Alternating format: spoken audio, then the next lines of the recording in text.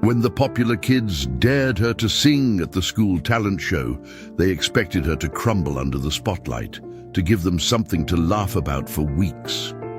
What they didn't expect was for her voice to stop every conversation, silence every whisper, and leave an entire auditorium of parents and teachers sitting in stunned reverence. And they certainly didn't expect the broken single father in the back row, a man who hadn't smiled in 2 years, to recognize something in her trembling melody that would change both their lives forever. This is the story of how one moment of cruelty became a miracle, how a joke became a journey, and how two lost souls found exactly what they didn't know they were searching for. Before we jump back in, tell us where you're tuning in from, and if this story touches you, make sure you're subscribed, because tomorrow I've saved something extra special for you. The fluorescent lights of Westmont Elementary buzzed with their familiar electric hum as another dreary November afternoon cast. Long shadows across the empty hallways. In classroom 4B, 9-year-old Ruby Murphy sat at her desk, carefully erasing pencil marks from a worksheet she'd already completed twice. Her small fingers worked methodically, trying to make the paper look fresh and new. Because she knew tomorrow she'd have to use it again.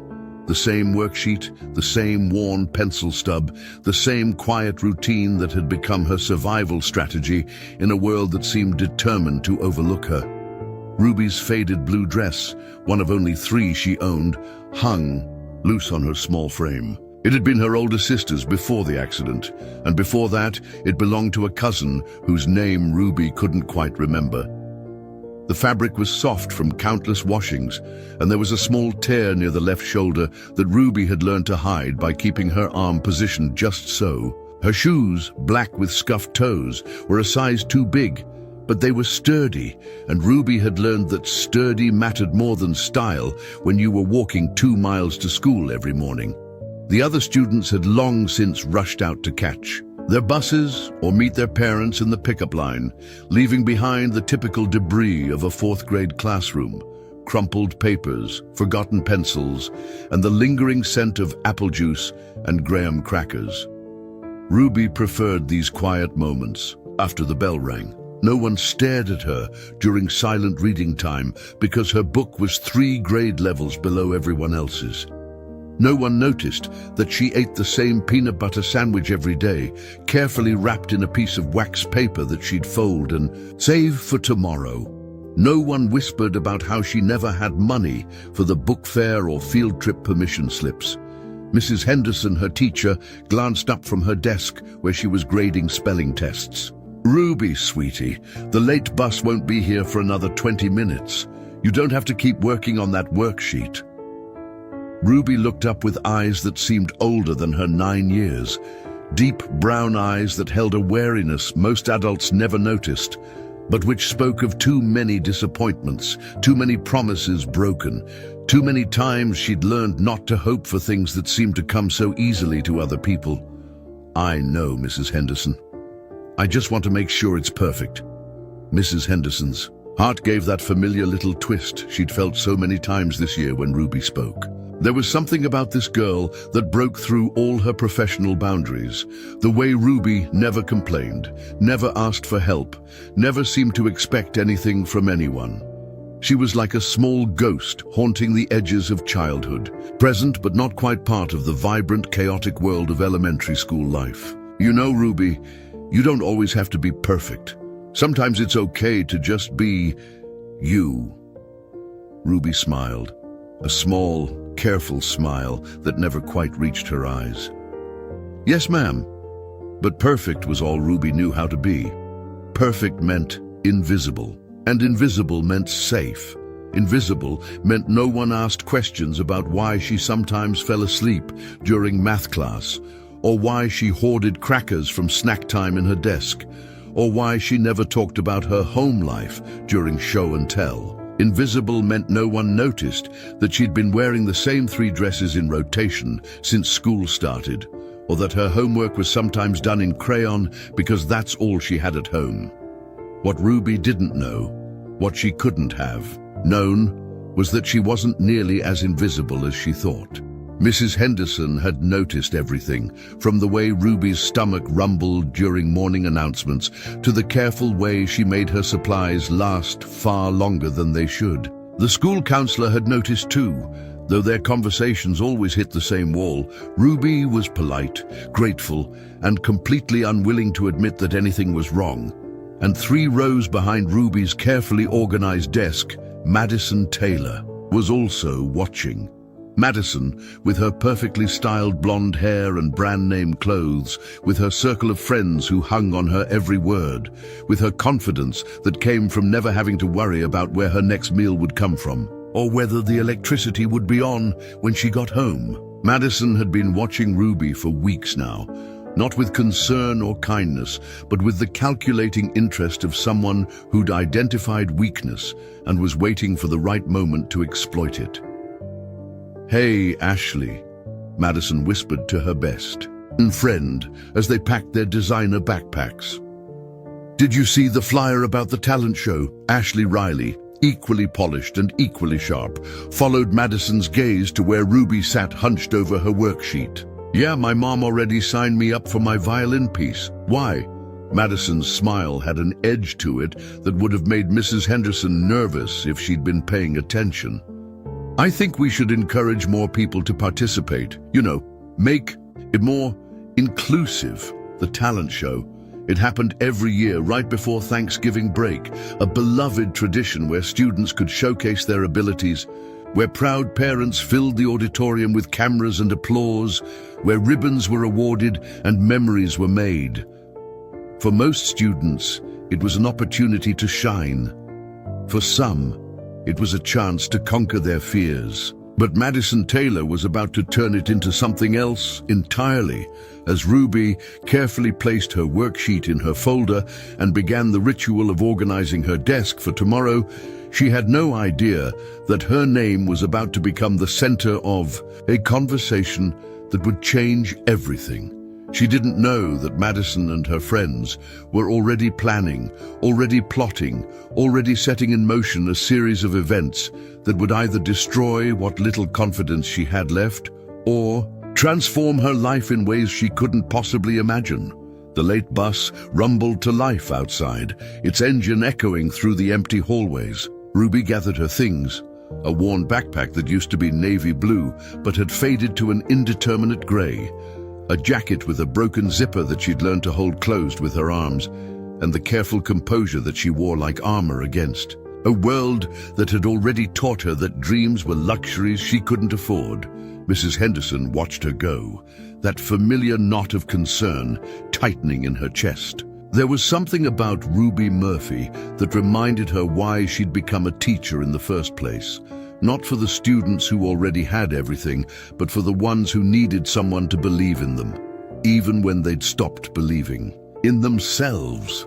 If she'd known what Madison Taylor was planning, Mrs. Henderson would have intervened immediately. If she'd known that Ruby's carefully constructed invisible shield was about to be shattered in the most public way possible, she would have found a way to protect her. But she didn't know, and Ruby didn't know. And sometimes the most extraordinary stories begin with the most ordinary moments of not knowing what's coming next. The fluorescent lights continued their electric hum as Ruby disappeared down the hallway, her footsteps echoing softly against the polished floors. Behind her, Madison Taylor smiled as she pulled out her phone, already composing the text that would set everything in motion. Neither of them knew that 12 miles away, a broken single father named Arthur Stewart was staring at his own reflection in the bathroom mirror of his small apartment, trying to find the strength to face another day in a life that had lost all its color. Neither of them knew that their paths were about to cross in the most unexpected way, or that Ruby's quiet voice was about to wake something in Arthur's heart that he thought had died forever.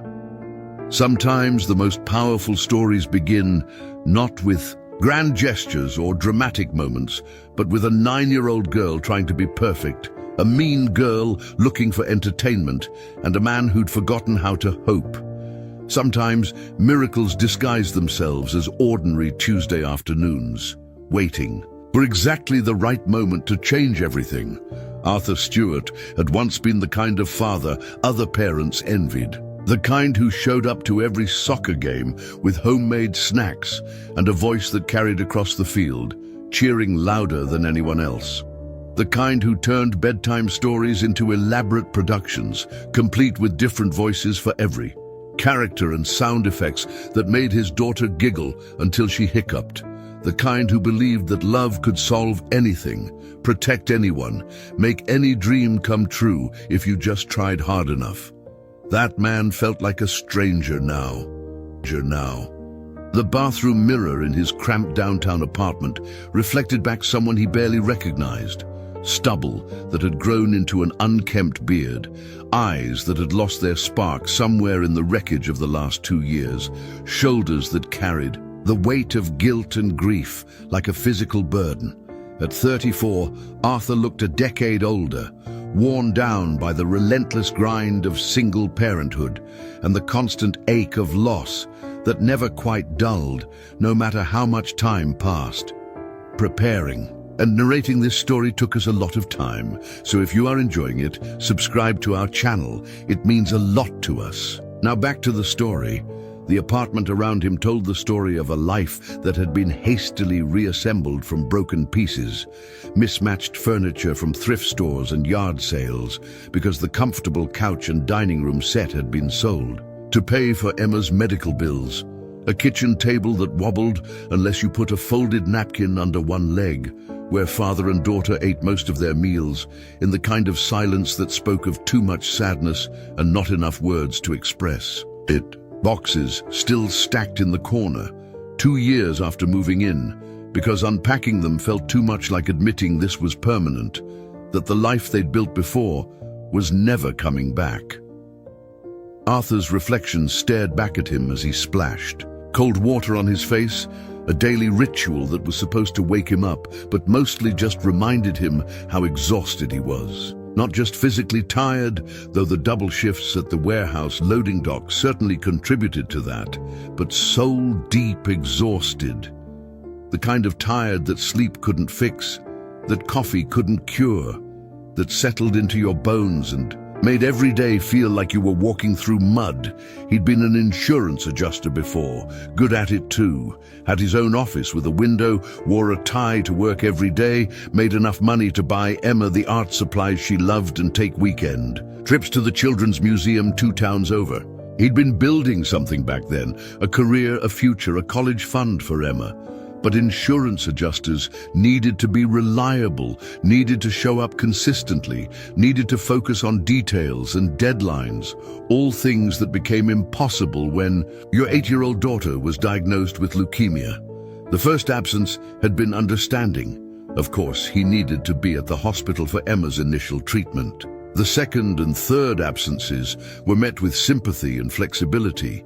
But when weeks turned into months, when Emma's treatment became his full-time job, when he missed more days than he worked, understanding turned into frustration, sympathy became impatience, and flexibility hardened into ultimatums. He'd chosen Emma, of course.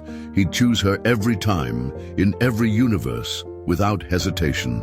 But choosing meant losing the job, losing the insurance, losing the apartment they'd called home since she was 3. It meant moving into this place with its thin walls and broken air conditioning and neighbors who played music too loud at night. It meant taking whatever work he could find that would let him be available when Emma needed him, which was often, especially during the bad months. The warehouse job paid by the hour and didn't care about your story. Show up, move boxes, collect your check. It was mindless work that left his body tired enough to sleep most nights. The supervisors didn't ask questions about his past or his plans for the future. They didn't care that he'd once had an office or wore a tie or dreamed of bigger things. They just needed someone who could lift 40 pounds and follow simple instructions, and Arthur Stewart could do both of those things, even when everything else felt impossible. Emma had been in remission for 8 months now. 8 months of clean scans and normal blood work, and doctors who smiled when they delivered test results. 8 months of watching her slowly return to the vibrant, creative, impossibly optimistic girl she'd been before cancer tried to steal her childhood. She was thriving in her new school, making friends, bringing home art projects that covered every available surface of their small refrigerator. But Arthur hadn't bounced back the same way. The fear lived in him now, a constant presence that whispered, what if scenarios in quiet moments? What if the cancer came back? What if he couldn't afford the next treatment? What if he wasn't strong enough, smart enough, good enough to keep her safe? The confidence he'd once had as a father felt shattered, replaced by a hypervigilance that exhausted him and a guilt that ate at him daily. He'd been a good father before the diagnosis, but good felt inadequate now. He should have caught it earlier. Should have insisted on more tests when she complained of being tired. Should have known that the bruises on her legs weren't from normal playground falls. Should have been better, smarter, more attentive. The rational part of his mind knew that 8-year-olds got tired, the kids got bruises, that he'd done everything right. But the rational part of his mind was usually drowned out by the voice that reminded him how close he'd come to losing her. How many nights he'd sat in hospital chairs praying to a God he wasn't sure he believed in anymore. The worst part was how isolated it had made him. Other parents at Emma's school were friendly enough, but they lived in a different world, one where the biggest worry was whether their kid made the soccer team or remembered their lunch money. They couldn't understand the relief he felt every morning when Emma woke up feeling well, or the panic that gripped him when she mentioned a headache or complained of being tired. He'd stopped accepting invitations to play dates and birthday parties because watching other families' easy happiness felt like staring into a life he'd lost and might never get back. Even well-meaning friends had drifted away.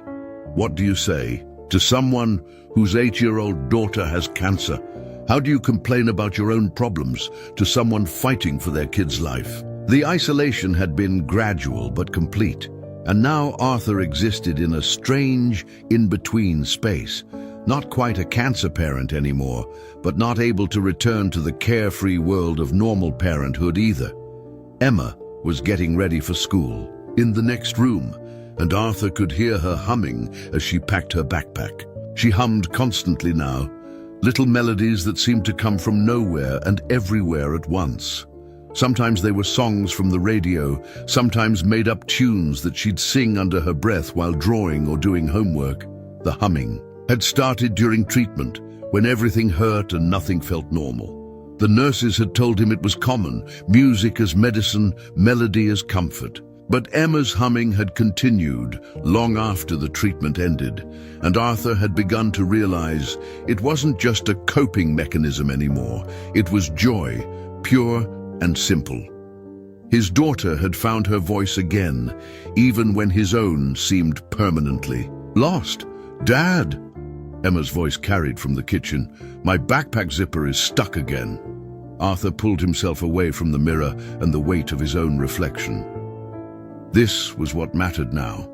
Showing up for her, being present for the small moments that made up their daily life. The backpack zipper that needed gentle coaxing, the breakfast that needed to be made, the ride to school that filled the gap between one day and the next. He didn't know that 12 miles away, a 9-year-old girl was carefully organizing her desk and trying to be invisible. He didn't know that Ruby Murphy existed, or that she spent her afternoons erasing worksheets to use again tomorrow, or that her quiet strength in the face of hardship was exactly the kind of courage he'd forgotten how to recognize in himself. But sometimes the most important connections begin long before the people involved have any idea they're connected. Sometimes healing starts not with grand gestures or dramatic revelations, but with two people who've learned to carry their pain quietly, preparing to discover that they're not quite as alone as they thought. Arthur Stewart fixed his daughter's backpack zipper and made her breakfast and drove her to school, not knowing that this ordinary Tuesday was about to become anything but ordinary. Not knowing that a talent show and a cruel joke and a 9-year-old's voice were about to remind him that hope wasn't something you lost forever. Sometimes it was just something you forgot how to hear. The Westmont Elementary parking lot was nearly empty at 4:30 in the afternoon, save for a few scattered cars belonging to teachers staying late to grade papers or prepare for the next day. Arthur Stewart sat in his 15-year-old Honda Civic, engine ticking as it cooled, staring at the brick facade of the school through his cracked windshield. He was early, again. Emma's after-school art club didn't end until 5:00, but Arthur had developed the habit of arriving early for everything involving his daughter. It was one of the many small anxieties that had taken root during her treatment. This need to be present and available at all times, as if his constant vigilance could somehow protect her from the unpredictable cruelties of the world. The art club had been Emma's idea. When they'd moved to this district 8 months ago, she'd seen the flyer on the first day of school and immediately asked if she could join. Arthur had hesitated, not because of the modest fee, though money was always tight, but because it meant trusting someone else with Emma's care for an hour each week. The rational part of his mind knew that Mrs. Patterson, the art teacher, was experienced and responsible. The fearful part of his mind whispered about all the things that could go wrong when he wasn't there to watch over her. But Emma had looked at him with those huge brown eyes that had seen too much for an 8-year-old and said, "Please, Dad, I promise I'll be careful." And Arthur had realized that being careful was his job, not hers. Her job was to be a kid again, to find joy in finger paints and construction paper, to remember what it felt like to create something beautiful just because she wanted to. So here he was, every Tuesday afternoon, sitting in the parking lot like a helicopter parent who couldn't quite land. Sometimes he brought a book, though he usually found himself reading the same page over and over, too distracted by worry to concentrate. Sometimes he tried to use the time to return phone calls or pay bills on his phone. Today, he was just sitting, listening to the November wind rattle the bare branches of the oak trees that lined the school's front entrance. That's when he heard it. At first, it was so faint he thought it might be the wind itself, or maybe a radio, playing somewhere nearby. But as he rolled down his window and listened more carefully, Arthur realized it was a voice, a young voice, singing. The sound was coming from somewhere behind the school, near the playground equipment that sat empty in the late afternoon light. Arthur got out of his car and followed the melody, drawn by something he couldn't quite name. The voice was untrained but pure, carrying a tune with the kind of natural pitch and rhythm that couldn't be taught. It reminded him of Emma's humming, but stronger, more confident, as if the singer was alone and free to express something that might otherwise stay hidden. As he rounded the corner of the building, Arthur spotted a small figure sitting on one of the swings, pumping her legs lazily while she sang. She was facing away from him, her dark hair catching the golden light of the late afternoon sun. She looked to be about Emma's age, wearing a faded blue dress that had seen better days and shoes that seemed a size too big. But her voice filled the empty playground with a sweetness that made Arthur's chest tighten with an emotion he couldn't immediately identify. She was singing an old song, something Arthur remembered his own mother humming when he was young. Amazing Grace, but not the traditional version. This was slower, more personal, with little improvisations and runs that showed an intuitive understanding of melody that took most singers years to develop. The girl wasn't performing for anyone. She was simply singing because the song needed to be sung, because the moment called for music, because sometimes the only way to make sense of the world was to add your own voice to it. Arthur stood transfixed, barely breathing, afraid that any movement might break the spell. He hadn't been moved by music, really moved, since Emma's diagnosis. During the worst months, when she was too sick to listen to anything and the house stayed silent for days at a time, music had felt like a luxury they couldn't afford, a reminder of easier times when life had room for beauty and joy. Even now, with Emma healthy and humming constantly, Arthur found himself emotionally numb to most things that used to bring him pleasure. But this was different. This unknown girl's voice cut through his defenses like sunlight through storm clouds, reminding him of something he'd forgotten, that beauty existed in the world not because life was easy, but because people chose to create it anyway. Because sometimes the most profound songs came from the deepest struggles, and sometimes the clearest voices belonged to those who had every reason to stay silent. The song ended, and the girl let the swing slow to a gentle stop. She sat quietly, for a moment, as if savoring the lingering notes in the air. Then she checked a small watch on her wrist, probably picked up at a yard sale, Arthur noticed, the kind of practical timepiece that worked but wasn't pretty, and began gathering her things from where they sat scattered in the wood chips beneath the swing set. Arthur knew he should say something, should introduce himself, compliment her singing, ask her name, but the words felt stuck in his throat, weighed down by 2 years of isolation and the fear that his voice would sound rusty from disuse. What did you say to a young girl you didn't know?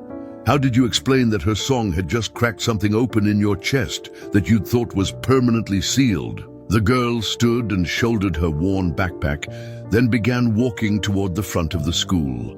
Arthur realized she was probably heading to the bus line or maybe walking home, a possibility that sent a small spike of concern through him. It was getting dark earlier these days, and this neighborhood, while not dangerous, wasn't the kind of place where kids should be walking alone after dusk.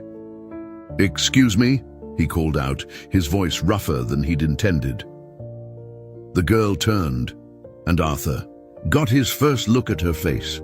She had the kind of features that would probably be striking when she was older, high cheekbones and expressive eyes that seemed to hold more wisdom than any 9-year-old should possess. But there was also something guarded about her expression, a wariness that suggested she'd learned to be careful around adults she didn't know. "Yes, sir?" she said politely, but Arthur could see her taking a small step backward, positioning herself so she could run if necessary. "I'm sorry, I didn't mean to startle you. I heard you singing, and it was beautiful, really beautiful." A flush of color crept up the girl's neck, and she looked down at her shoes. "Thank you, I was just waiting for my bus." "You have a remarkable voice," Arthur continued, trying to keep his tone gentle and non-threatening. "Have you ever taken singing lessons?" The girl shook her head. "No, sir, we can't. I just sing sometimes, when no one's around." The way she said it, with that careful correction and the unconscious admission of financial limitation, made Arthur's heart clench. He recognized the verbal habits of a kid who'd learned to guard family secrets, who knew that saying too much about home life could lead to uncomfortable questions and unwanted attention. "Well, you're very talented," he said. "I'm Arthur, by the way, Arthur Stewart. My daughter Emma goes here. She's in Mrs. Patterson's art club." "I'm Ruby," the girl replied, still not quite meeting his eyes. "Ruby Murphy." "It's nice to meet you, Ruby. That song you were singing, do you know others like it?" Ruby nodded shyly. "I know a lot of songs. I hear them on the radio sometimes, or people singing in church, and I just remember them." Before Arthur could respond, a yellow school bus rumbled into the parking lot, its diesel engine loud in the quiet afternoon air. Ruby glanced toward it, then back at Arthur. "That's my bus," she said. "I have to go." "Of course. It was really lovely meeting you, Ruby. I hope I'll hear you sing again sometime." Ruby gave him a small smile, the first genuine expression he'd seen from her, and hurried toward the bus.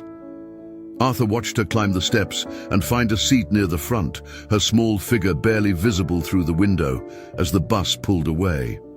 He stood in the empty parking lot for several minutes after the bus disappeared, trying to process what had just happened. It wasn't just that Ruby had a beautiful voice. though she certainly did. It was something deeper, the way the music had seemed to flow from her so naturally, as if singing was as essential to her as breathing. The way she'd transformed that empty playground into something sacred just by adding her voice to the silence. And there was something else, something that made Arthur's chest feel tight with recognition and empathy. Ruby Murphy sang like someone who needed music to survive, who'd found in melody what other people found in security or comfort or home. She sang like someone who understood that sometimes art was the only thing standing between you and despair. Arthur knew that feeling. He'd forgotten it for a while, buried it under layers of fear and responsibility and the grinding dailiness of just trying to keep going. But hearing Ruby sing had awakened something in him, some long dormant part of his soul that remembered what it felt like to be moved by beauty, to believe that the world held wonders worth discovering. He didn't know, as he walked back to his car to wait for Emma's art club to end, that Ruby Murphy's life was about to be turned upside down by a cruel joke disguised as an opportunity. He didn't know that in just a few days, a group of popular kids would dare her to sing in front of the entire school, expecting her to fail spectacularly for their entertainment. But he would know soon enough. And when that moment came, when Ruby stood on that stage with her voice trembling and her hands shaking, Arthur Stewart would be in the audience, recognizing in her courage something that he'd lost and desperately needed to find again. He would be there to witness what happened when a broken man and a forgotten girl reminded each other that sometimes the most beautiful music comes from the most unlikely places. For now, though, he simply sat in his car and waited for his daughter, humming Amazing Grace under his breath and marveling at how a stranger's song could remind you that your heart was still capable of being surprised by joy. The next Tuesday couldn't come fast enough for Arthur Stewart. All week, he'd found himself thinking about Ruby Murphy's voice, the way her song had cut through the November air like a promise of something better. He'd caught himself humming Amazing Grace while loading boxes at the warehouse, had found the melody playing in his head during the long drives home, had even started listening to music again, something he hadn't done voluntarily in over 2 years. Emma had noticed the change immediately, the way kids always do when their parents shift in ways too subtle for adult radar. "Dad, you're different this week," she'd said over breakfast on Friday morning, studying his face with the serious concentration she usually reserved for her art projects. "Different how?" Arthur had asked, genuinely curious about what his 8-year-old daughter could see that he couldn't. "Lighter," Emma had said simply, then returned to her cereal as if she hadn't just delivered one of the most profound observations anyone had made about Arthur in months. Lighter. Arthur rolled the word around in his mind as he parked in the same spot at Westmont Elementary the following Tuesday. It was true, he realized, the constant weight he'd been carrying, not gone, but somehow more manageable. As if hearing Ruby sing had reminded him that the world still contained beauty, that there were still reasons to pay attention, to stay present, to hope for small miracles. At exactly 4:30, he got out of his car and walked around to the playground behind the school. Ruby was there again, sitting on the same swing, her worn backpack at her feet and her voice rising into the late afternoon sky. This time she was singing something he didn't recognize, a melody that seemed to come from somewhere deep inside. Her, wordless and haunting and utterly her own.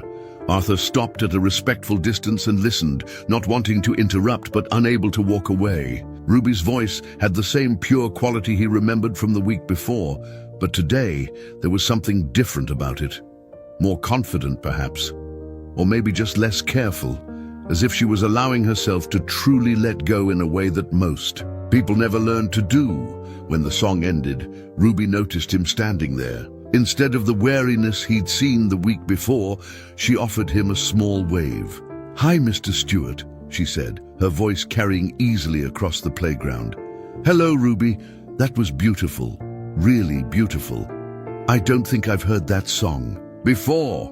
Ruby's cheeks flushed pink. I made it up. Sometimes I just hear melodies in my head and I have to sing them or they'll get stuck there all day. Arthur felt something shift in his chest. Recognition, admiration, a kind of protective instinct he usually reserved for Emma. This girl had a gift, a real gift, and she was developing it entirely on her own, without lessons or encouragement, or anyone to tell her that what she was doing was extraordinary. Ruby, can I ask you something? Arthur said, moving a little closer but still maintaining a respectful distance. Do you like to sing? I mean, really like it? Ruby considered the question with the seriousness of someone much older. It's not that I like it, she said finally. It's more like I need it. Does that make sense? Arthur's breath caught. Yes, he said quietly. It makes perfect sense. They stood in comfortable silence for a moment, two people who understood. Something about the necessity of beauty in a world that often seemed determined to crush it. Then Ruby glanced at her watch and began gathering her things. Ruby, wait, Arthur said, the words coming out before he'd fully thought them through. Would you like to meet my daughter? She's in art club, but they should be finishing up soon. I think you two might like each other. Ruby hesitated, clearly torn between curiosity and the ingrained caution that seemed to govern most of her interactions with adults. I don't want to miss my bus, she said carefully. Of course not. Maybe we could just walk over to the art room. If you miss the bus, I'd be happy to give you a ride home. Arthur paused, realizing how that might sound to a 9-year-old who didn't know him well. I mean, if that's okay with whoever takes care of you at home. It's just me and my aunt, Ruby said. She works until 6 anyway. The casual way she said it told Arthur volumes about Ruby's home life, the kind of household where a 9-year-old was expected to be self-sufficient, where adults worked long hours just to keep things together, where there probably wasn't much energy left over for things like music lessons or encouragement of artistic talents. Well then, would you like to meet Emma? She loves music too, though. She's more of an artist than a singer. Ruby nodded slowly. Okay, but just for a few minutes. They walked together toward the main building, Ruby's smaller steps working to keep pace with Arthur's longer ones. He found himself slowing down automatically, the way he did with Emma, and was surprised by how natural it felt to adjust his stride for this girl he barely knew. Mr. Stewart? Ruby said as they reached the school's side entrance. Yes? Why do you come early to pick up Emma? I mean, most parents just pull up right when the activities end. Arthur was quiet for a moment, considering how much truth to share with the 9-year-old. I worry about her, he said finally. She was sick for a while, and I guess I got in the habit of wanting to be nearby in case she needed me. Ruby nodded, as if this made perfect sense to her. My sister used to worry about me like that before the accident. Sometimes I miss having someone worry about me. The matter-of-fact way she said it, without self-pity, but with a kind of quiet longing, made Arthur's heart clench. He wanted to ask about her sister, about the accident, about what it was like to be 9 years old and apparently taking care of yourself most of the time. But something in Ruby's posture suggested that those were conversations for later, when trust had been established and tested. Instead, he said, well, maybe we can worry about each other a little bit. Friends do that, don't they? Ruby looked up at him with those serious brown eyes. Are we friends? I'd like to be, if that's okay with you. Ruby considered this as they walked down the hallway toward the art room. I don't have very many friends, she said eventually. Neither do I, Arthur admitted. Maybe we can figure it out together. The art room was buzzing with the controlled chaos of creative 8 and 9-year-olds finishing up their projects. Mrs. Patterson, a woman in her 50s with paint-stained fingers and the kind of gentle energy that made kids feel safe, was helping students clean up their workstations while commenting enthusiastically on their creations. Arthur spotted Emma immediately. She was always easy to find. with her dark curls and the intense concentration she brought to everything she did.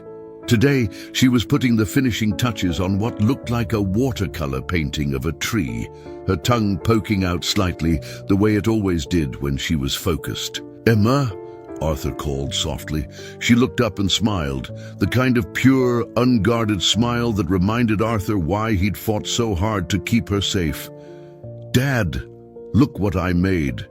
It's the tree outside our apartment, but I made the leaves all different colors because I thought it would be more interesting than just brown." "It's beautiful, sweetheart. Emma, I'd like you to meet someone. This is Ruby. Ruby, this is my daughter, Emma." Emma looked at Ruby with the frank curiosity of childhood, taking in her worn dress and two big shoes without judgment, but with obvious interest. "Hi, do you go to school here? I don't think I've seen you before." "I'm in 4th grade, Ruby said quietly. "I think you're in 3rd? "Yeah. Do you like art? Mrs. Patterson is really nice, and she lets us try all kinds of different things. Last week we did pottery, and next week we're going to learn about printmaking." Ruby glanced at the paintings and drawings scattered around the room, her eyes lighting up with genuine interest. "I've never done anything like this," she said, "but it looks fun."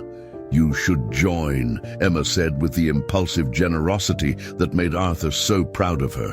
"I bet Mrs. Patterson would let you, even if it's the middle of the year. She's always saying that art is for everyone." Mrs. Patterson, who had been listening to the conversation while helping another student, approached with a warm smile. "Did I hear someone interested in joining our little group?" Ruby looked suddenly shy again, but Arthur could see the longing in her expression. "I was just looking," she said quickly. "I don't really know anything about art. The best artists start by not knowing anything," Mrs. Patterson said gently. "That's what makes it exciting, discovering what you're capable of creating."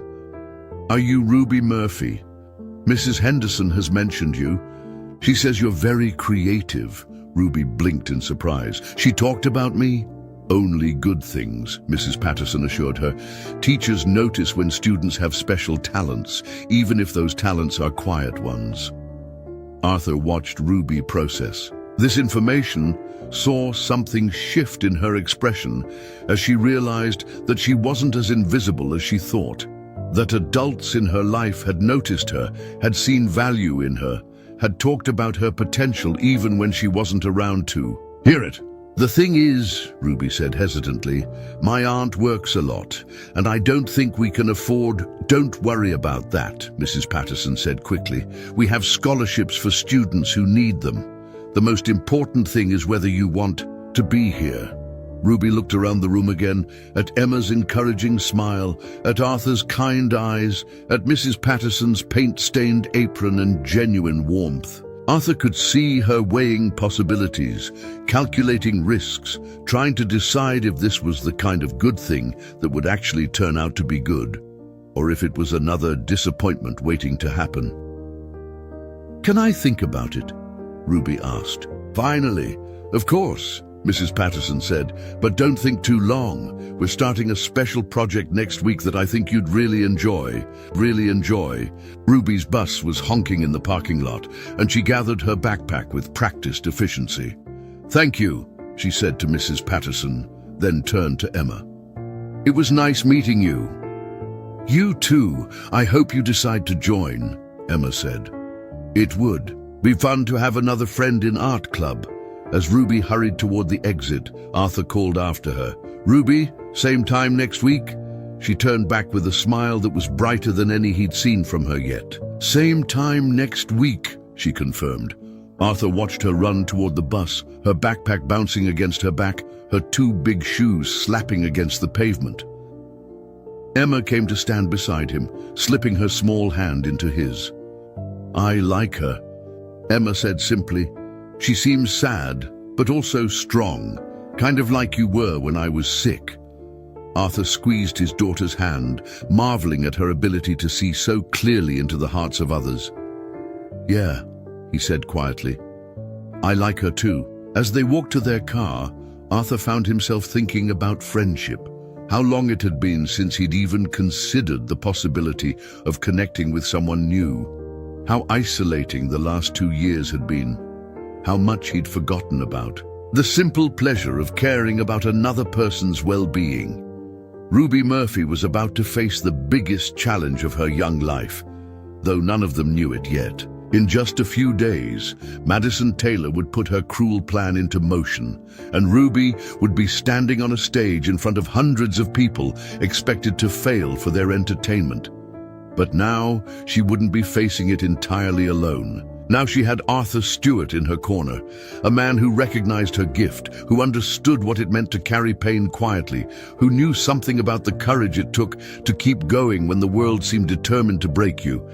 Sometimes the most important friendships begin not with grand gestures or dramatic moments, but with a man choosing to show up early and a girl choosing to trust that maybe, just maybe, not all adults would disappoint her. Sometimes healing happens one small act of kindness at a time, one song at a time, one moment of recognition at a time.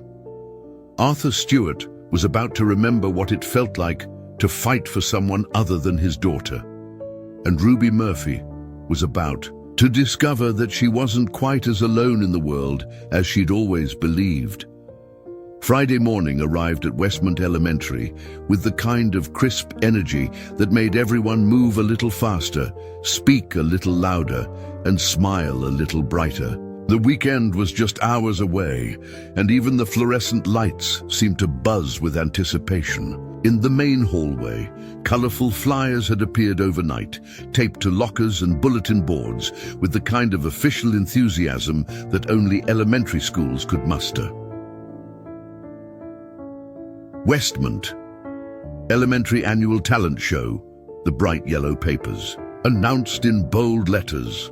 Friday, December 15th, 7 p.m. in the school auditorium. Showcase your special talents. Registration deadline, Monday, December 4th. Ruby Murphy noticed the flyers during her morning walk to her locker, but she didn't stop to read them carefully. Talent shows were for other kids. Kids with piano lessons and dance classes, kids whose parents had money for costumes and could take time off work to sit in auditorium chairs and cheer. Ruby had learned long ago not to linger too long looking at things that weren't meant for her, but Madison Taylor had been waiting all week for these flyers to appear. She and her friends clustered around one of the announcements before first period, their voices carrying that particular excitement that came with planning something they thought was brilliant. Perfect timing, Madison said, smoothing her perfectly straightened blonde hair as she studied the registration requirements. Sign-ups start Monday. That gives us the whole weekend to set everything up. Ashley Riley leaned closer to read over Madison's shoulder. Are you sure this is going to work? What if she actually doesn't sound terrible? Madison's laugh had an edge to it that would have made Mrs. Henderson nervous if she'd been within earshot. Trust me, I've heard her humming. In class, she's probably never even sung in front of another person, let alone a whole auditorium. She'll freeze up completely. But what if she doesn't? Asked Jessica, the third member of their tight-knit group. What if she says no? She won't say no, Madison said with the confidence of someone who'd spent years studying the social dynamics of elementary school. Kids like Ruby Murphy never say no when the popular kids pay attention to them. She'll be so grateful that we're even talking to her that she'll agree to whatever we suggest. The plan was simple, elegant in its cruelty, and perfectly designed to provide maximum entertainment with minimal risk to the perpetrators. They would approach Ruby sometime over the weekend or early next week, probably when she was alone and therefore most vulnerable to their sudden interest. They would be sweet, friendly, encouraging, everything Ruby probably wasn't used to receiving from her classmates.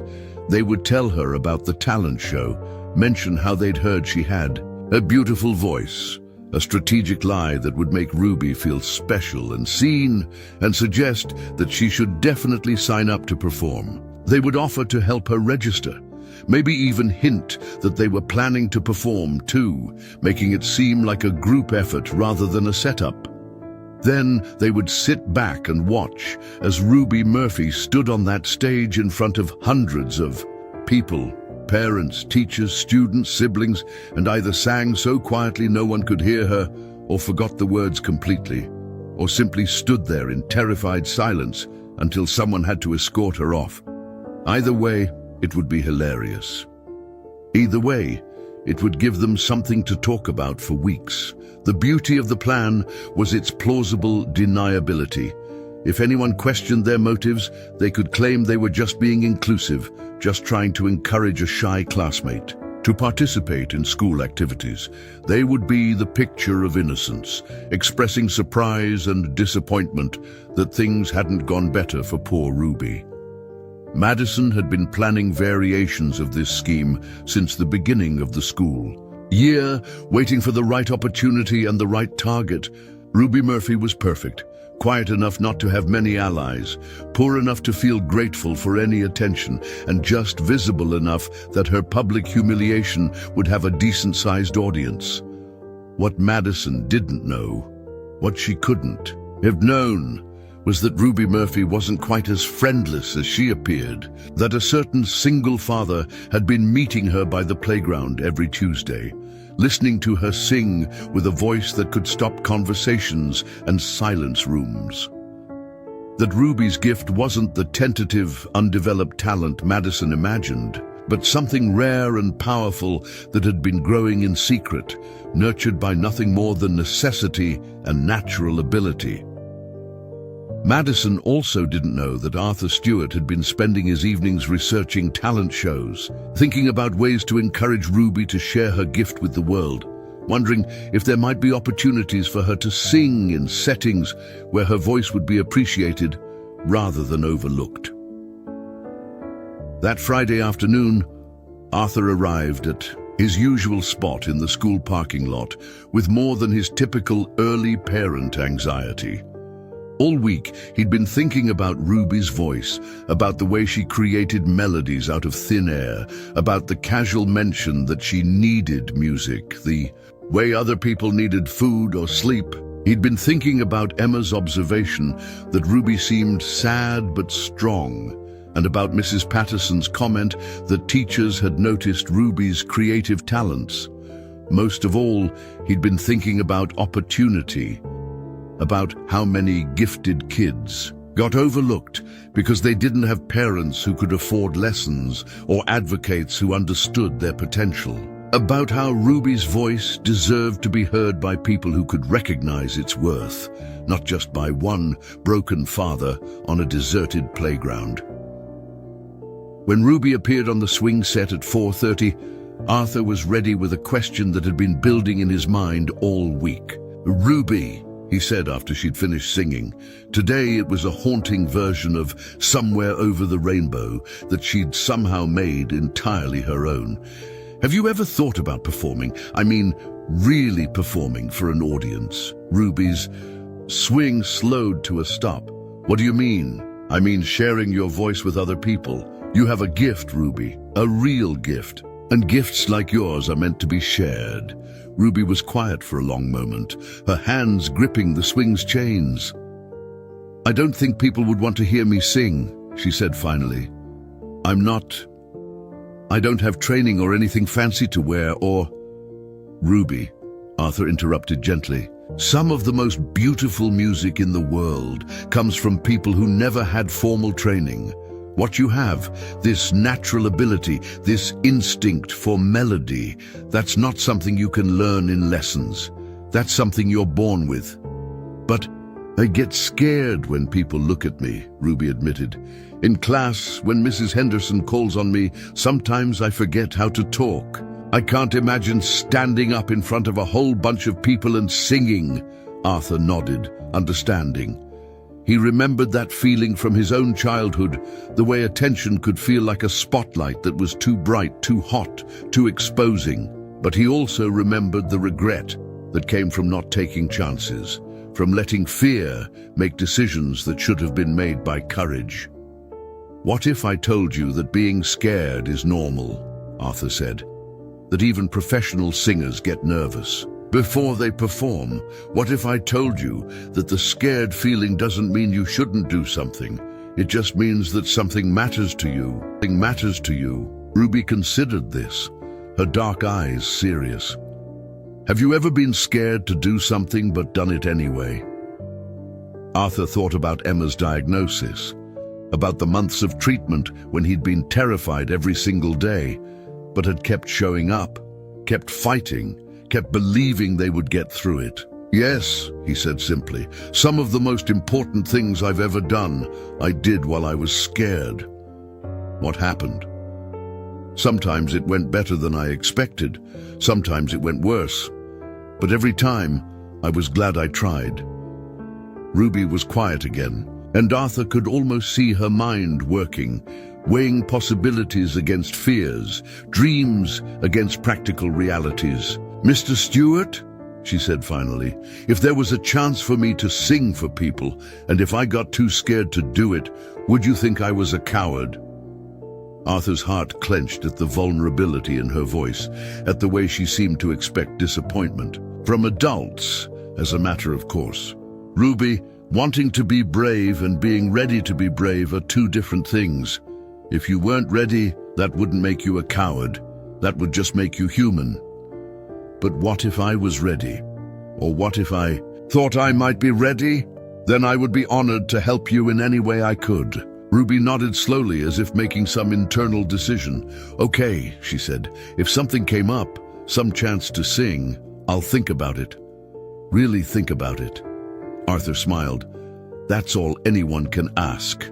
As Ruby gathered her things for the bus, neither of them knew that the chance to sing was already being planned by Madison Taylor and her friends. Neither of them knew that Ruby's name was about to be added to a talent show registration form as part of a cruel joke designed to humiliate her in front of the entire school community. But they also didn't know that Ruby Murphy was stronger than Madison Taylor imagined, that her voice was more powerful than anyone suspected, and that she was about to have an ally in the audience who understood what it meant to fight for something precious. Sometimes the most important performances begin, not with confidence or training or elaborate preparation, but with a quiet conversation between two people who understand that courage isn't the absence of fear. It's the decision to do something meaningful despite the fear. Arthur Stewart drove home that evening, thinking about talent shows and opportunities, and the particular kind of bravery it took for a 9-year-old girl to consider sharing her gift with the world. Ruby Murphy rode the bus home, thinking about scared feelings and important things, and the possibility that maybe, just maybe, her voice was worth hearing.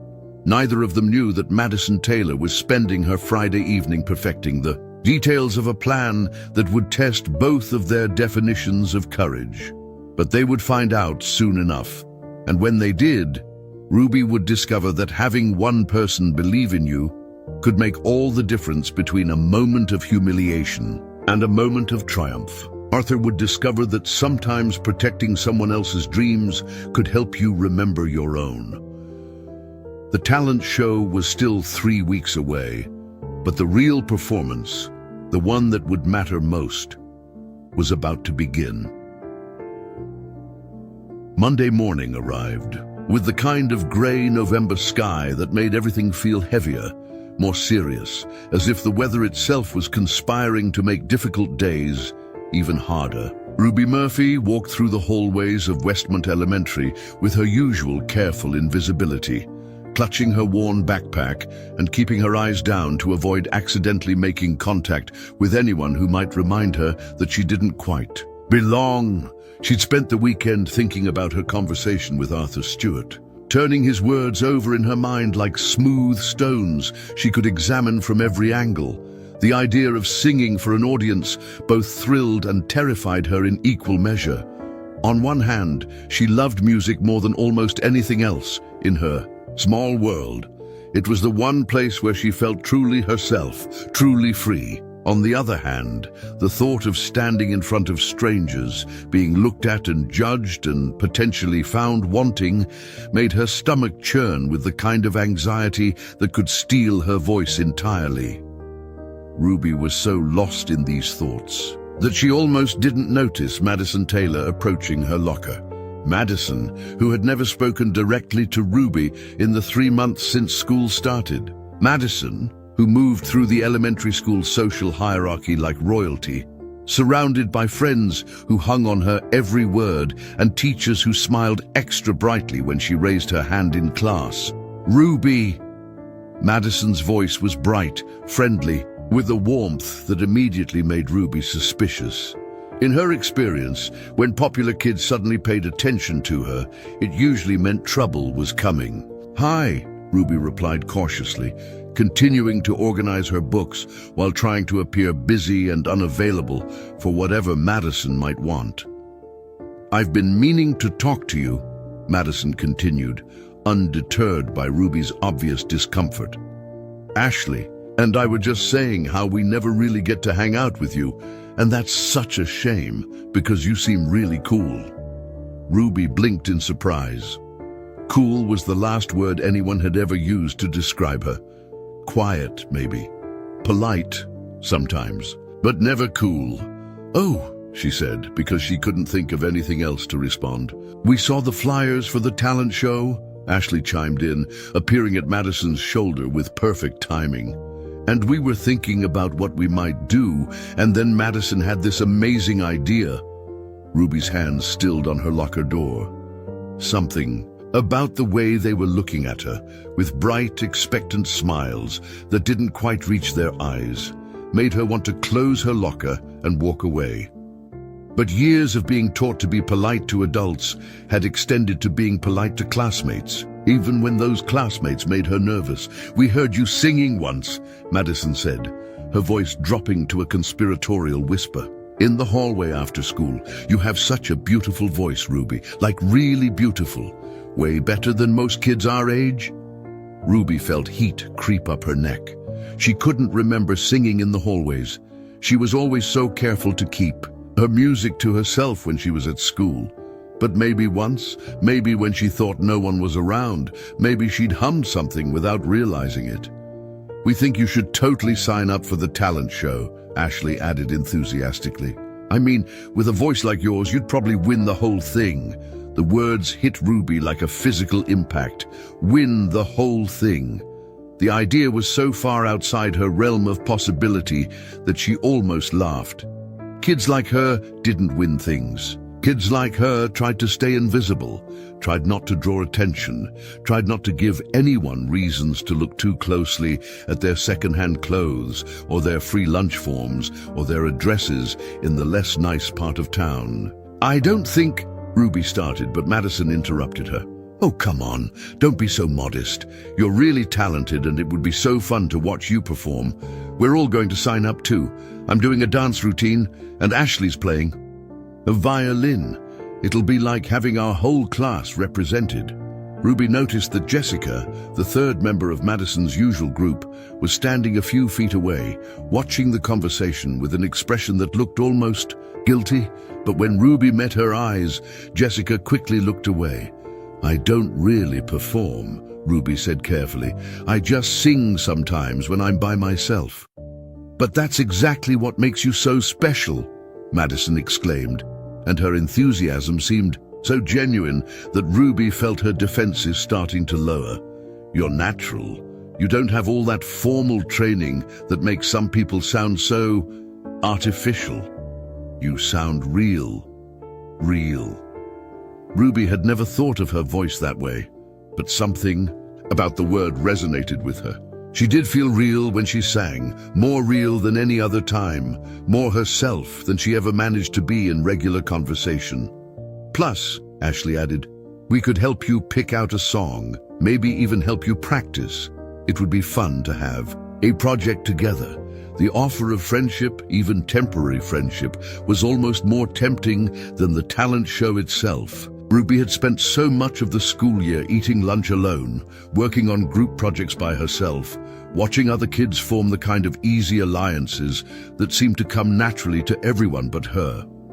The idea that Madison Taylor and her friends wanted to include her in something felt like winning a lottery she hadn't even known she'd entered. but something still felt wrong about the whole interaction. Maybe it was the way Madison's smile seemed a little too bright, or the way Ashley kept glancing around as if she was worried about being overheard. Maybe it was the way they'd appeared so suddenly with such a specific agenda, or the way they were pushing just a little too hard for an immediate answer. "I need to think about it," Ruby said finally. Madison's smile flickered for just a moment, so briefly that Ruby almost missed it. "Of course, but don't think too long. Registration closes next Friday, and I'd hate for you to miss the deadline just because you were being shy." "We really do think you'd be amazing," Ashley added. "And it would mean so much to us to have another friend in the show. Like I said, we could all help each other practice. After they walked away, Ruby stood at her locker for several more minutes, trying to process what had just happened. Part of her was thrilled, genuinely excited about the possibility that she might have friends, that people might actually want to spend time with her, that her voice might be worth sharing with others. But another part of her, the part that had learned to be cautious through years of disappointment, whispered warnings she couldn't quite ignore. The rest of the day passed in a blur of confusion and conflicting emotions. During lunch, Ruby noticed Madison and her friends huddled together at their usual table, occasionally glancing in her direction and giggling in a way that made her stomach twist with uncertainty. Were they talking about the talent show? About song choices and practice schedules and the fun they'd have working together? Or were they talking about something else entirely? In math class, Ruby caught Jessica looking at her with that same guilty expression she'd worn during the morning conversation. When their eyes met, Jessica quickly looked down at her worksheet, her cheeks flushing pink. Ruby wanted to ask her what was wrong, but Jessica spent the rest of the period avoiding eye contact entirely. By the time the final bell rang, Ruby's excitement had curdled into something that felt more like dread. The logical part of her mind reminded her that Madison and Ashley had been nothing but kind and encouraging. They'd complimented her voice, offered to help her prepare, promised to include her in their group. What more could she ask for from potential friends? But the intuitive part of her mind, the part that had kept her safe through foster homes and new schools and countless situations where adults' words didn't match their intentions, kept whispering that something was off, that this sudden interest in her welfare felt calculated rather than genuine, that maybe, just maybe, she was being set up for something that would hurt her in ways she couldn't yet imagine. The late bus ride home was torture. Ruby stared out the window at the grey November landscape and tried to make sense of her swirling emotions. She wanted so badly to believe that Madison and Ashley were sincere, that they really thought she was talented, that they genuinely wanted to be her friends. She wanted to believe that singing in the talent show would be the beginning of something wonderful rather than the setup for something humiliating.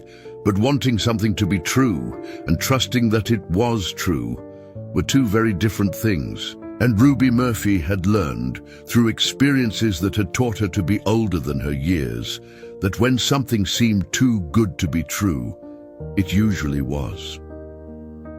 That night, lying in her narrow bed in the small apartment she shared with her aunt, Ruby stared at the ceiling and tried to imagine herself on a stage. Sometimes the image was beautiful, herself in a pretty dress, singing with confidence while an audience listened with respect and appreciation.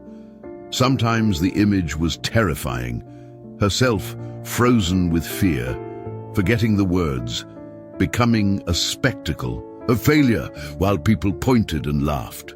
She thought about Arthur Stewart's words about courage, about doing important things while scared. She thought about Emma's friendly smile and Mrs. Patterson's offer to help with art club. She thought about the feeling of singing alone on the playground when her voice felt like the most true and honest part of herself. And she thought about Madison Taylor's bright smile, and Ashley's enthusiastic encouragement, and the nagging voice in the back of her mind that whispered warnings she desperately wanted to ignore. Ruby Murphy was 9 years old, and she was about to make a decision that would change everything. She just wasn't sure yet whether that change would lift her up or tear her down, but she was beginning to suspect that the only way to find out was to take the risk and see what happened. Tomorrow, she would have to decide whether to trust the popular girls who'd suddenly taken an interest in her, or to listen to the small voice that told her to be careful, to stay safe, to remain invisible. Tomorrow, she would have to choose between the possibility of friendship and the certainty of solitude. Tomorrow, Ruby Murphy would have to decide whether her voice was worth the risk of being heard. Tuesday afternoon couldn't come fast enough for Ruby Murphy. All night, she tossed and turned in her narrow bed, Madison Taylor's words echoing in her mind like a song she couldn't stop humming. "You have such a beautiful voice, Ruby. Like really beautiful."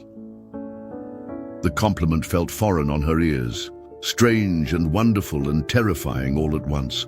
No one had ever called her beautiful, not her voice, not her drawings, not anything about her, but alongside the warmth of those words came the persistent chill of doubt. Something in Madison's smile hadn't felt quite right. Something in Ashley's enthusiasm had seemed forced, and Jessica's guilty expression kept flashing through Ruby's memory like a warning light she couldn't ignore. By the time 4:30 rolled around, Ruby was practically running toward the playground behind Westmont Elementary. She needed to sing, needed to feel the familiar comfort of music filling the empty spaces in her chest. But more than that, she needed to talk to Arthur Stewart. In the short time she'd known him, he'd become the closest thing she had to a trusted adult, someone who listened without judgment, who seemed to see value in her that she couldn't see in herself. Arthur was already waiting by the swings when she arrived, and the sight of his kind face made something tight in Ruby's chest finally loosen. He looked different today, she noticed. Less tired, maybe, or less sad, as if their weekly meetings had been good for him too. "Ruby," he said with a warm smile, "you look like you have something on your mind." Ruby dropped her backpack in the wood chips and settled onto her usual swing, but she didn't start singing immediately like she normally did. Instead, she gripped the chains and looked down at her feet, trying to find the words for the confusion that had been eating at her since yesterday morning. "Mr. Stewart, can I ask you something?" "Of course. Anything." "How do you know when someone is being nice to you because they really want to be your friend, and when they're being nice because they want something from you?" Arthur felt something shift in his chest, a protective instinct that was becoming familiar when it came to Ruby Murphy. The question was too sophisticated, too weary for a 9-year-old. It spoke of experiences that had taught her to be suspicious of kindness, to look for ulterior motives in what should have been simple human connection. "That's a very wise question," Arthur said carefully, settling into the swing beside her. "What's making you wonder about that?" Ruby told him about Monday morning, about Madison and Ashley's sudden interest in her voice, about their encouragement to join the talent show, and their offers of friendship and help. She described Madison's bright smile and Ashley's enthusiasm, but also Jessica's guilty expression and her own nagging sense that something wasn't quite right about the whole interaction. "They said they heard me singing once," Ruby finished, her voice small and uncertain. "And they said I was really good, better than most kids our age. But I don't remember singing where anyone could hear me, and I've never really thought I was that good at anything." Arthur listened with the careful attention he'd learned to give Emma when she was working through something complicated, letting Ruby's words settle in the space between them before responding. He could see the longing in her expression, the desperate want to believe that she was talented, that she was worthy of friendship, that the popular kids had noticed something special about her. But he could also see the fear, the hard-won wisdom that told her to be cautious when things seemed too good to be true. "Ruby," Arthur said gently, "you mentioned that you don't remember singing where someone could hear you. Where do you usually sing?" "Here mostly. On the playground after school, sometimes at home when my aunt is working late." Ruby's eyes widened as understanding dawned. "But there's never anyone around here when I sing. The buses have all left, and most of the teachers are gone too." Arthur nodded slowly. "So, if Madison and Ashley heard you singing, when do you think that would have been?" Ruby was quiet for a long moment, her mind working through the implications. "I don't know," she said finally. "Maybe they didn't really hear me sing. Maybe they just said that." "Maybe," Arthur agreed. "And if they didn't really hear you sing, why do you think they would tell you they did?" The question hung in the air between them, and Arthur watched as Ruby processed what he was gently helping her discover. Her face went through a series of expressions: confusion, realization, hurt, and finally a kind of resigned sadness that made Arthur's heart ache. "They're making fun of me," Ruby said quietly. "They want me to sign up for the talent show so I'll embarrass myself in front of everyone." Arthur wanted to reach over and hug her, to somehow shield her from the cruelty of children who found entertainment in others' pain. But he also recognized that Ruby was working through this herself, using her own intelligence and intuition to see through the deception. "I'm sorry, Ruby. I think you might be right about that." Ruby's grip on the swing chains tightened. "Why would they do that? I never did anything to them. I don't even talk to them. Arthur was quiet for a moment, thinking about how to explain the complicated psychology of bullying to a 9-year-old who was experiencing it firsthand. "Sometimes," he said finally, "people who feel insecure about themselves try to make themselves feel better by making someone else feel worse. It doesn't make it right, but it makes it understandable, I guess." "So they think I'm an easy target," Ruby said with a bitterness that was jarring in such a young voice. "The weird girl with the old clothes who eats lunch alone." "Ruby, look at me," Arthur said firmly. When she met his eyes, he continued, "What Madison and Ashley think about you says nothing about who you really are. Nothing. You are not weird, you are not a target, and you are certainly not someone who deserves to be treated cruelly." Tears were threatening at the corners of Ruby's eyes, but she blinked them back with the practiced control of someone who'd learned not to cry in public. "But maybe they're right about me being a bad singer. Maybe I only sound good to myself because I want to sound good." This was the moment Arthur had been dreading and preparing for, the moment when Ruby's confidence, already fragile, threatened to shatter completely under the weight of cruel intentions and self-doubt. He thought about his own journey over the past 2 years, about how easily despair could take root when you stopped believing in your own worth. "Ruby, do you remember what I told you about courage? About doing important things while you're scared?" Ruby nodded. "Well, I want to tell you something else about courage. Sometimes the most courageous thing you can do is trust yourself. Trust your own voice, your own instincts, your own worth, even when other people are trying to convince you that you're not valuable." Arthur took a deep breath, feeling like he was about to share something he'd barely admitted to himself. "When Emma was sick, I stopped believing in a lot of things. I stopped believing I was a good father, stopped believing things would get better, stopped believing I deserved happiness or success or any of the things I used to think were possible. And you know what? That doubt, that loss of faith in myself, hurt me more than anything else that was happening." Ruby was listening intently, her dark eyes fixed on his face. "But then I met you," Arthur continued, "and I heard you sing.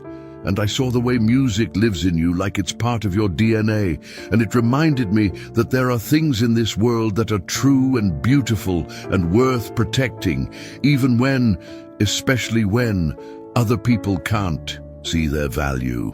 You really think I can sing? Ruby asked, her voice barely above a whisper. Ruby, I think you have one of the most honest, pure voices I've ever heard.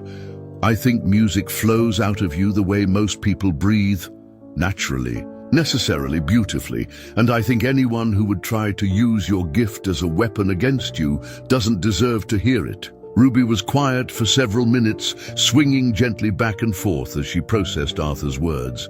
Finally, she said, "So, what should I do? About the talent show, I mean." Arthur smiled, feeling something settle into place in his chest. A sense of purpose he hadn't experienced since before Emma's diagnosis. "I think," he said carefully, "that you should make that decision based on what you want, not on what Madison and Ashley want. If you want to sing for people, really want to share your gift, then we'll find a way to make that happen safely, with people who will appreciate what you have to offer. But if you're not ready, or if you don't want to, that's okay too. And if I do want to sing for people someday, but not for Madison and Ashley's entertainment, then we'll figure out how to make that happen together." Ruby nodded slowly, and for the first time since Monday morning, she looked like herself again, not the confused, hopeful girl who'd been tempted by false friendship, but the strong, intuitive young woman who'd been surviving on her own wisdom, and for longer than she should have had to. "Mr. Stewart," she said, "I think I'd like to sing now. Not for any talent show, not for anyone else, just for me.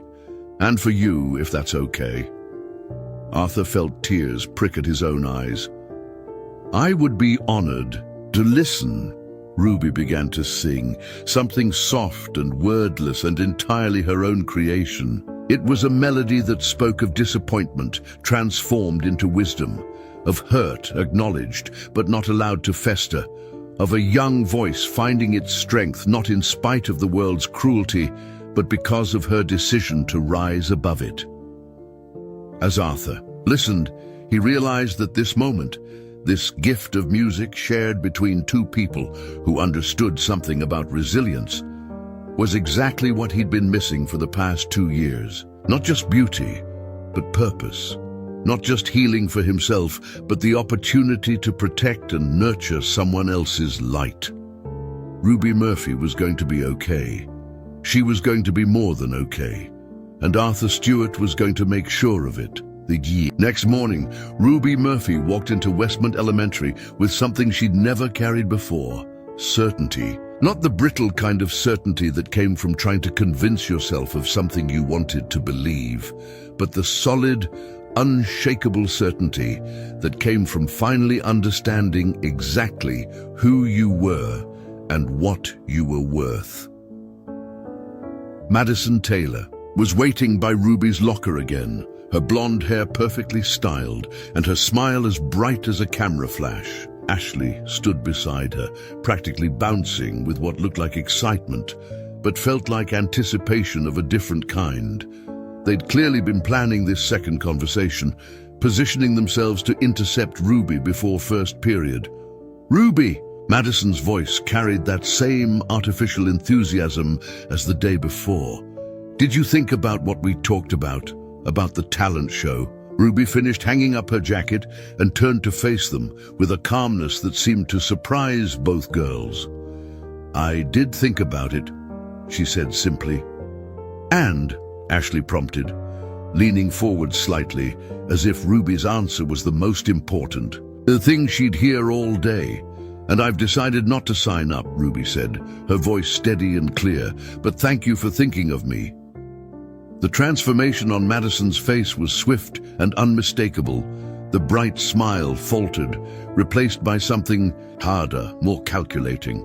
"What do you mean you're not signing up? I thought you wanted to be friends with us." Ruby felt the familiar twist in her stomach that came with confrontation. But Arthur Stewart's words from the day before echoed in her mind. "Sometimes, the most courageous thing you can do is trust yourself." She took a breath and held Madison's gaze. "I do want friends," Ruby said quietly, "but I want friends who actually like me, not friends who are pretending to like me for other reasons." Ashley's cheeks flushed pink, and she glanced quickly at Madison as if looking for guidance. Madison's mask slipped completely for just a moment, revealing something cold and mean that made Ruby glad she'd trusted her instincts. "I don't know what you're talking about," Madison said, but her voice had lost its friendly warmth. "We were just trying to be nice to you." "I know," Ruby replied, "and I appreciate that. But I also know that you never heard me singing anywhere, because I only sing when I'm alone. So whatever you're really planning, I'd rather not be part of it." The silence that followed was thick with tension. Madison's friends had gathered around the conversation, drawn by the unusual sight of quiet Ruby Murphy standing up to the most popular girl in 4th grade. Even some of the teachers had started to pay attention, though they were pretending to be busy with their morning routines. Finally, Madison shrugged with exaggerated indifference. "Your loss," she said. "We were trying to help you, but if you want to stay invisible forever, that's your choice." As Madison and her friends walked away, Ruby felt something loosen in her chest. She'd done it. She'd faced down the popular kids, trusted her own judgment, and chosen self-respect over the desperate desire to belong. It wasn't the same as feeling happy.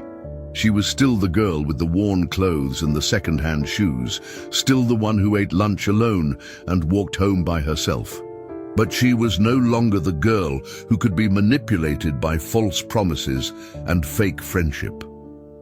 Mrs. Henderson noticed the change immediately. During morning reading time, Ruby sat straighter in her chair, participated more actively in discussions, and even volunteered to read aloud when Mrs. Henderson asked for volunteers.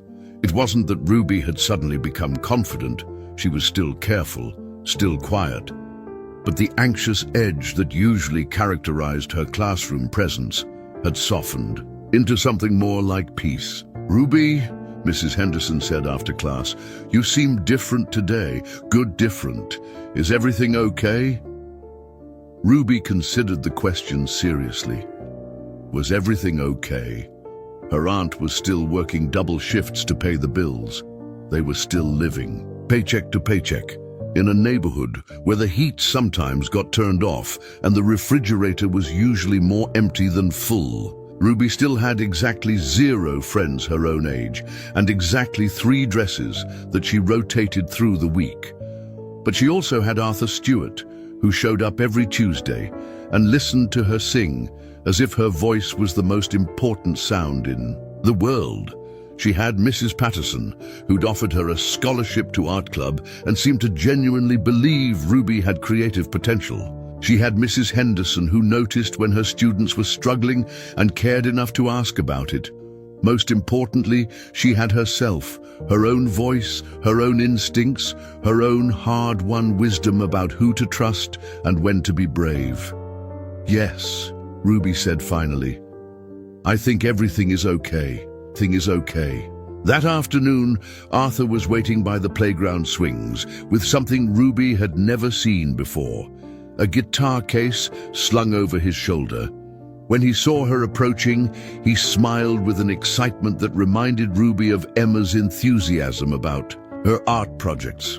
"I brought something," Arthur said, setting the case down in the wood chips. "I thought maybe we could try something new today." Ruby's eyes widened as Arthur opened the case to reveal a beautiful acoustic guitar, its wood worn smooth and golden from years of use. "Do you play?" she asked.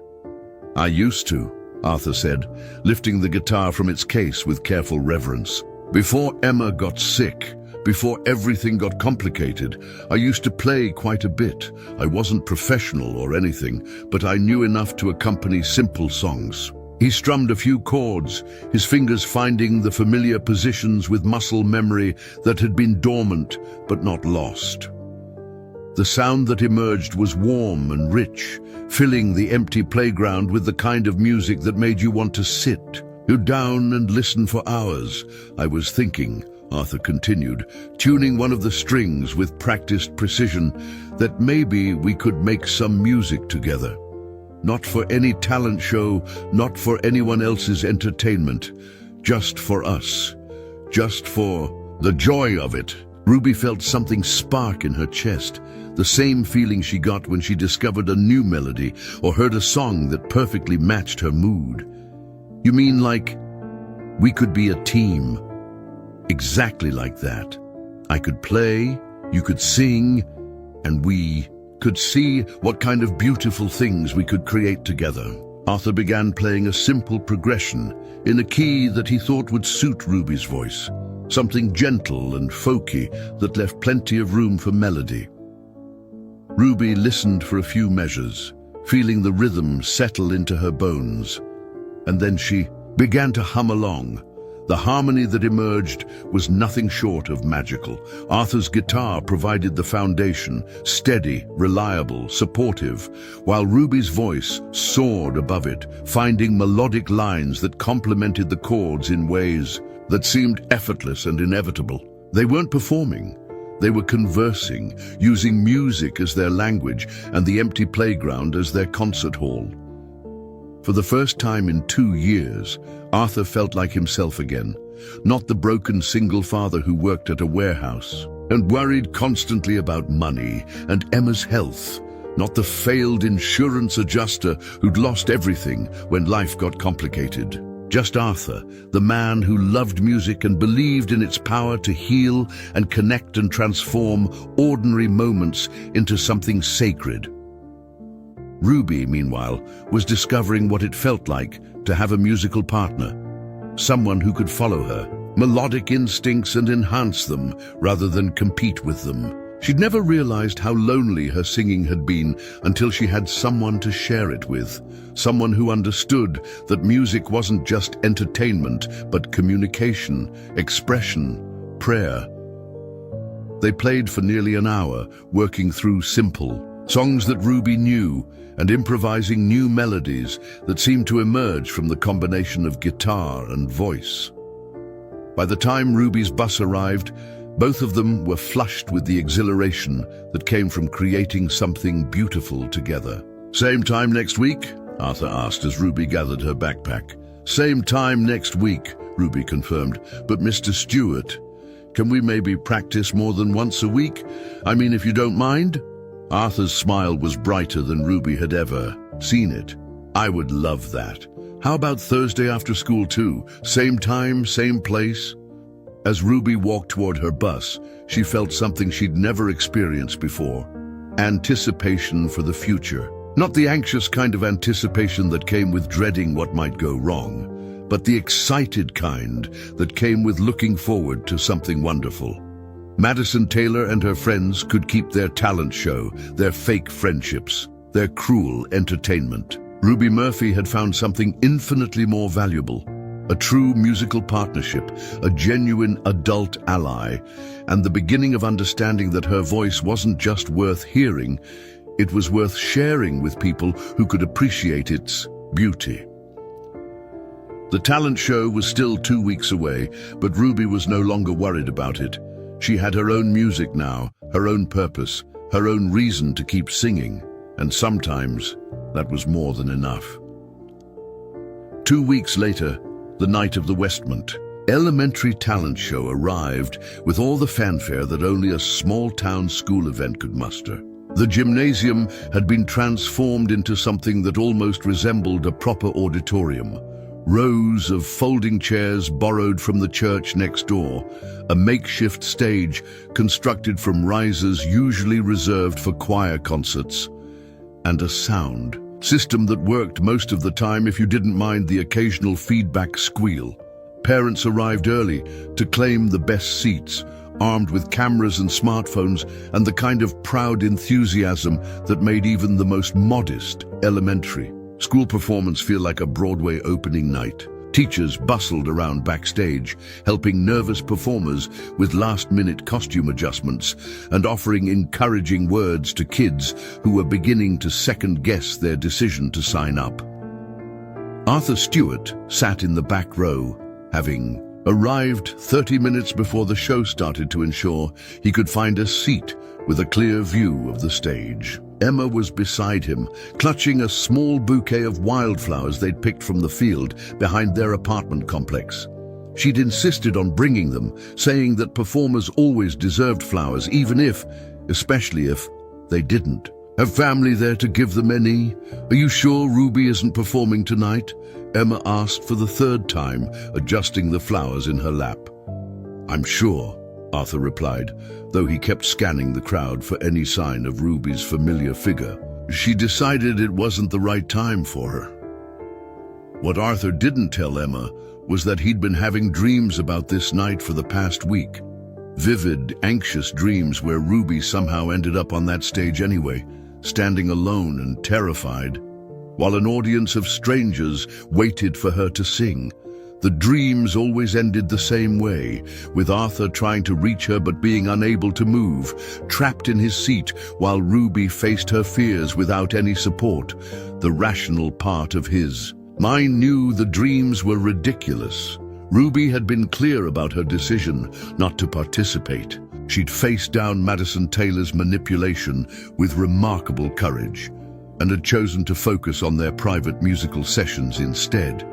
Just that Thursday, they'd spent an hour working on a beautiful arrangement of Hallelujah that showcased Ruby's voice in ways that made Arthur's chest tight with pride and protectiveness.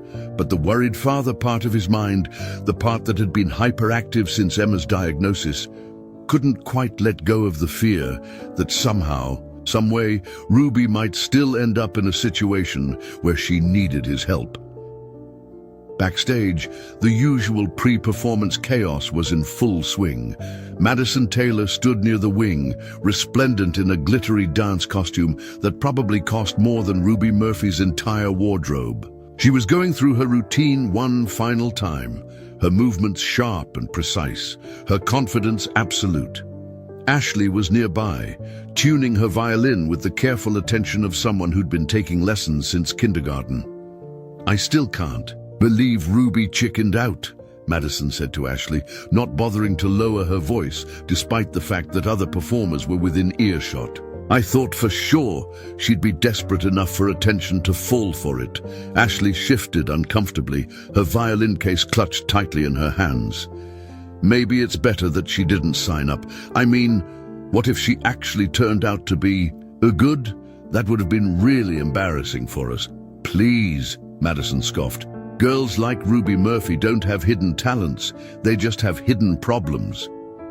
Jessica, who had been listening to this conversation while adjusting her costume for the group dance number, finally spoke up. Madison, don't you think we should just drop it? She's not even here. I'm just saying, Madison continued, it would have been hilarious to watch her freeze up in front of everyone. Some people need to learn their place. What none of them noticed was that Ruby Murphy was, in fact, there, not as a performer, but as a reluctant audience member. Her aunt, Linda, had surprised her that morning by announcing that they were going to attend the talent show together.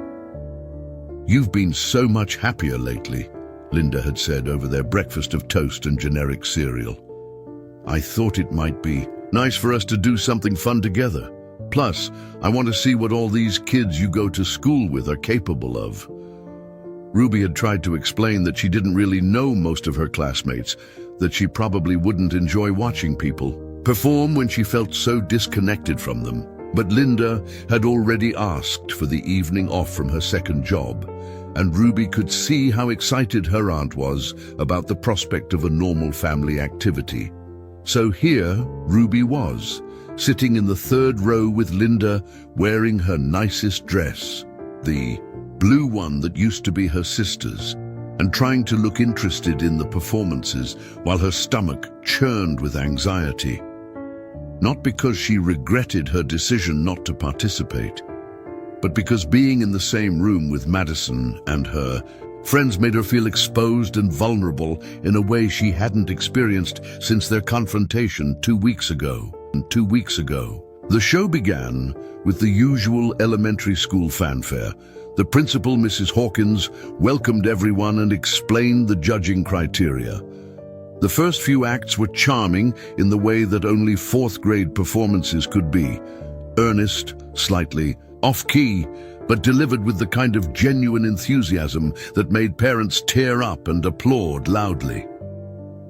Arthur watched each performance with half his attention, the other half focused on scanning the audience. That's when he spotted her.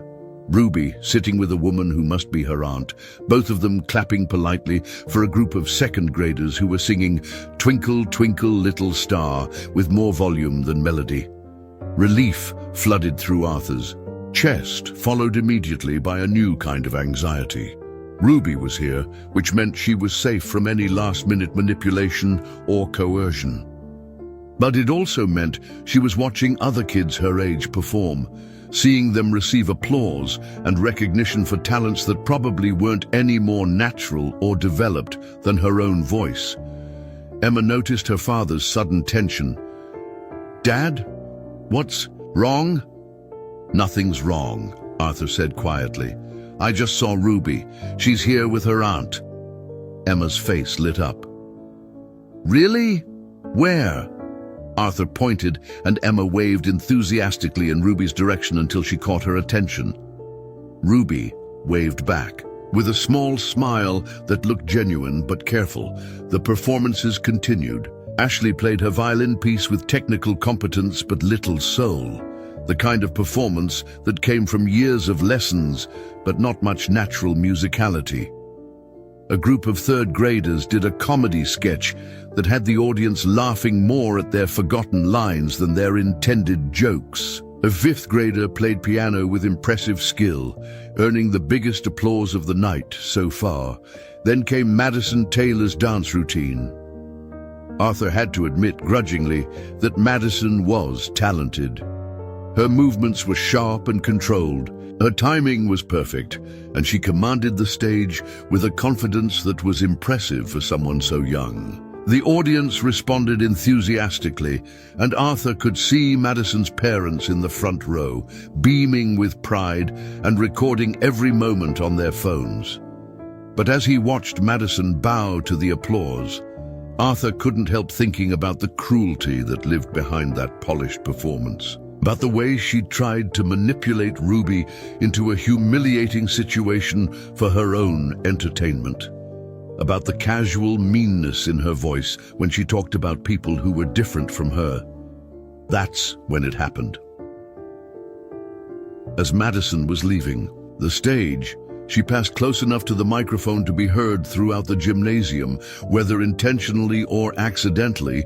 Though Arthur suspected it was intentional, her voice carried clearly as she said to Ashley, "Too bad Ruby Murphy couldn't be here to see what real talent looks like." The comment was quiet enough that many people in the audience missed it, but Ruby heard it. Arthur saw her face change, saw her shoulders stiffen, saw something shift in her expression that made his heart race with protective fury. But then Ruby did something unexpected. Instead of shrinking into her seat or looking away in embarrassment, she stood up, slowly, deliberately, with a calm that seemed to surprise even her aunt. She walked down the aisle toward the stage, her worn blue dress flowing behind her, her chin held high. The gymnasium fell silent. Mrs. Hawkins, who was announcing the next act, stopped mid-sentence. The other performers backstage craned their necks to see what was happening. Madison Taylor, who had just reached the wing, turned around with an expression of shock that would have been comical under different circumstances. Ruby reached the foot of the stage and looked up at Mrs. Hawkins. "Excuse me," she said, her voice carrying clearly in the hushed auditorium. "I know I didn't sign up to perform, but would it be possible for me to sing one song?" Mrs. Hawkins looked flustered. "Well, we don't usually. Do you have music prepared?" Ruby turned toward the audience, her eyes finding Arthur's across the rows of chairs. Arthur understood immediately. He stood up, his heart pounding, and raised his hand. "I can accompany her," he called out, "if that's all right." The principal looked from Ruby to Arthur and back again, clearly trying to process this unexpected development. The audience was murmuring with curiosity and anticipation. Parents were whispering to each other, wondering who this girl was and why she'd suddenly decided to perform. "I suppose that would be fine," Mrs. Hawkins said finally, "if you're sure you're prepared." Ruby nodded, then turned back to Arthur. "Same song we practiced Thursday?" she asked, her voice steady despite the magnitude of what she was about to do. Arthur smiled, pride and terror warring in his chest. "Same song we practiced Thursday." As Arthur made his way to the stage with his guitar, Emma clutching her wildflowers, and following close behind, he realized that Ruby Murphy was about to do something extraordinary. Not because she'd been tricked or manipulated or dared into it, but because she'd chosen it. Because Madison Taylor's casual cruelty had awakened something in Ruby that was stronger than fear, more powerful than self-doubt. Ruby Murphy was about to show an entire gymnasium full of people what real courage looked like, and Arthur Stewart was going to be right there beside her, providing the foundation she needed to let her voice soar. The moment of truth had arrived, and it was nothing like any of them had expected it to be. Arthur Stewart's hands trembled slightly as he adjusted the microphone stand and positioned his guitar on the small stool someone had brought from backstage. The gymnasium, which had been buzzing with curious murmurs just moments before, had settled into an expectant silence that felt almost sacred. 300 people, parents, teachers, students, siblings, all focused on the small figure in the blue dress who stood at center stage with a composure that seemed impossible for someone so young.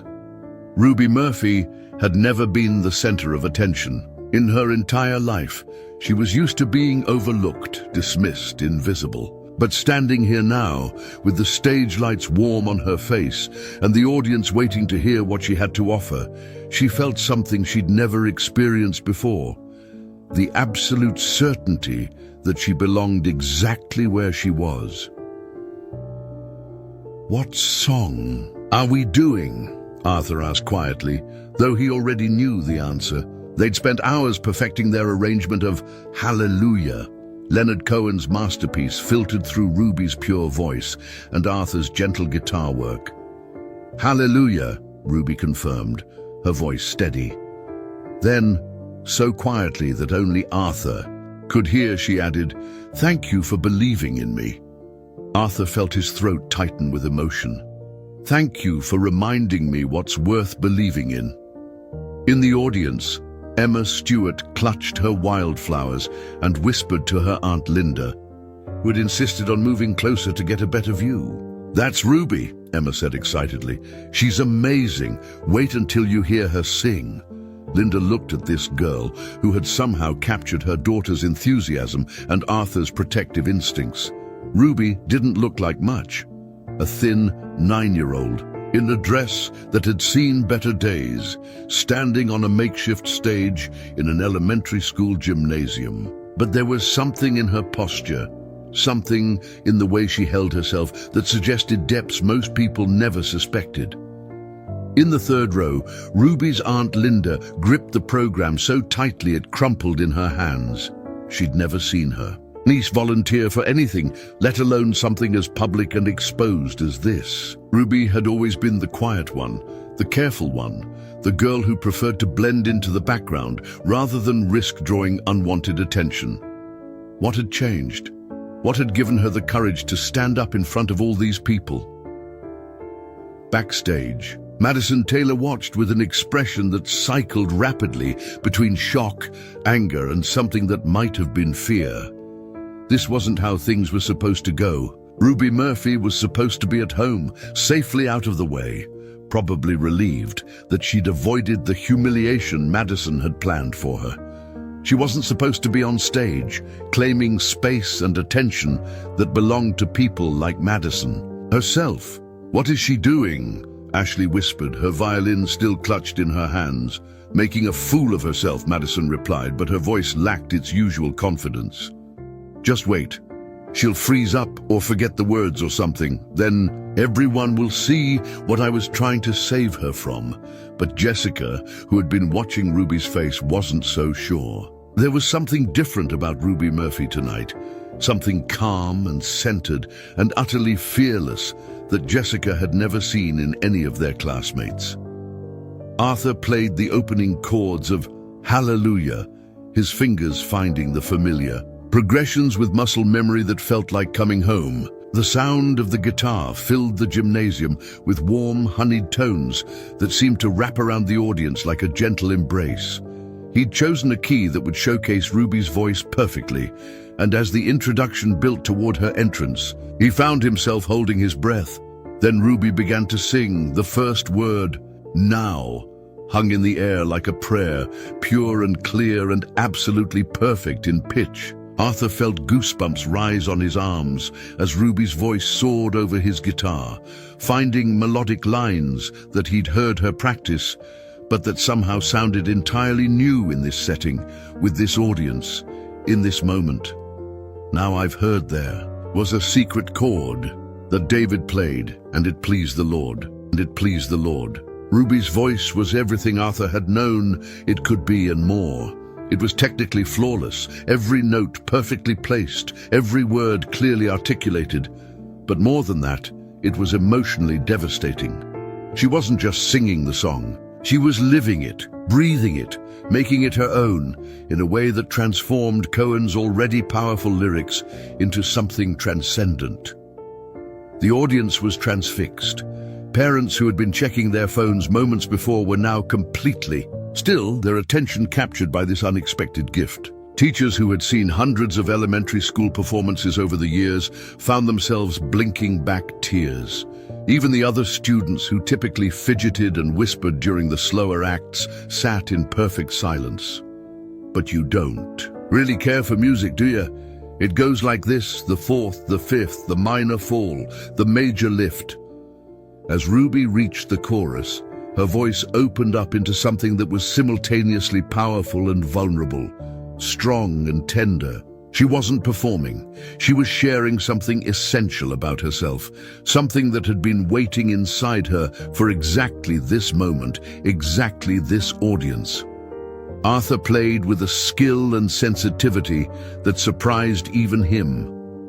The guitar didn't compete with Ruby's voice, but supported it, provided the foundation that allowed her to take risks and explore the melody in ways that felt both careful and fearless. They were having a musical conversation, two voices speaking the same language, creating something together that neither could have achieved alone.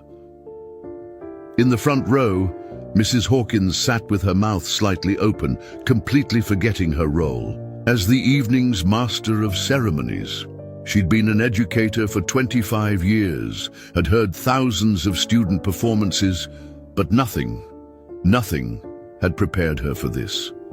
This wasn't just a talented student giving a good performance. This was art, pure and simple. This was a voice that belonged on professional stages, not in elementary school gymnasiums.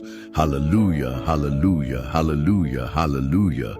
As Ruby sang the final chorus, her voice seemed to fill every corner of the gymnasium, touching something deep in the chest of everyone who heard it. The song wasn't just about music anymore. It was about courage, about finding your voice despite the world's attempts to silence you, about the particular kind of beauty that emerges when someone finally allows themselves to be fully seen. Arthur played the final chord, letting it ring out into the silence that followed. For a moment, one perfect, crystalline moment, the gymnasium was completely still. Not the awkward silence that sometimes followed mediocre performances, but the reverent silence that comes when people have witnessed something genuinely extraordinary. Then, the applause began. It started with Emma Stewart, who jumped to her feet so quickly she nearly dropped her wildflowers. Then Linda, Ruby's aunt, who was crying openly as she clapped with fierce pride, then Mrs. Henderson, Ruby's teacher, who was shaking her head in amazement as she applauded.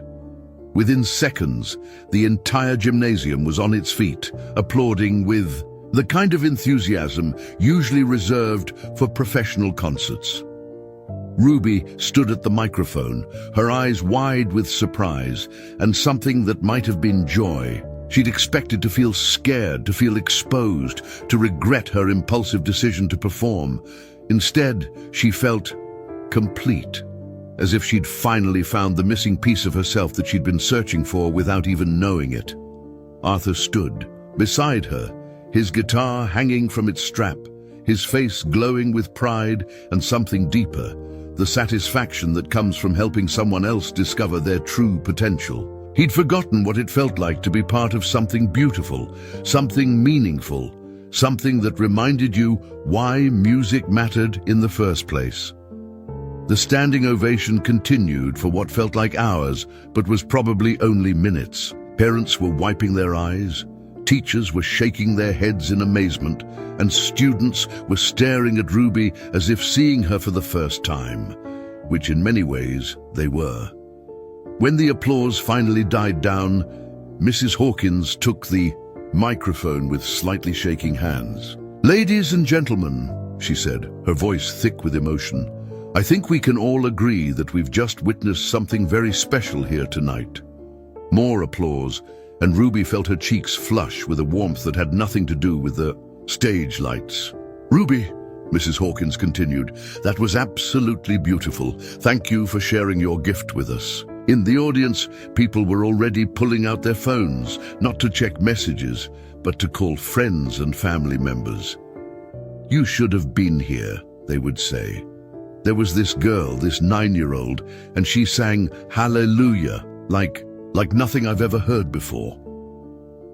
Backstage, Madison Taylor stood frozen, her carefully constructed social hierarchy crumbling around her. Every assumption she'd made about Ruby Murphy, about her worth, her talent, her place in the world, had just been proven spectacularly wrong.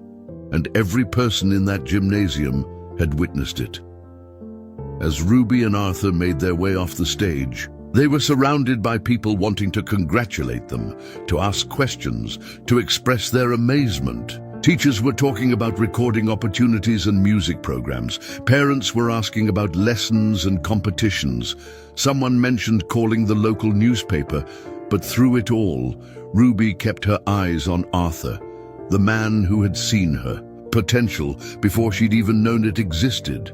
The man who had chosen to believe in her voice when she couldn't believe in it herself.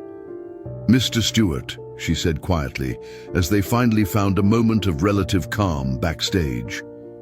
"What happens now?" Arthur smiled, thinking about talent scouts and music programs and all the opportunities that would probably come flooding in after tonight.